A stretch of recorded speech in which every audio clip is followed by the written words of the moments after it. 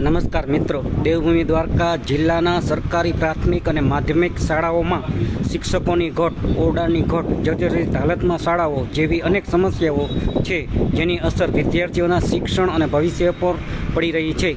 દેવભૂમિ દ્વારકા જિલ્લાના તાત્કાલિક સરકારી શાળાઓમાં શિક્ષકોની ભરતી કરવામાં આવે, જર્જરિત શાળાઓનું સમારકામ અથવા નવું બાંધકામ કરવામાં આવે અને દેવભૂમિ દ્વારકાના જિલ્લા શિક્ષણની કથળતી જતી પરિસ્થિતિના મુદ્દે NSUI ગ્રુપ અથવા NSUI ટીમ અને યુવક કોંગ્રેસ દ્વારા આવતીકાલે જિલ્લા પ્રાથમિક શિક્ષણ અધિકારીશ્રીને આવેદનપત્ર આપવા જવાનું છે.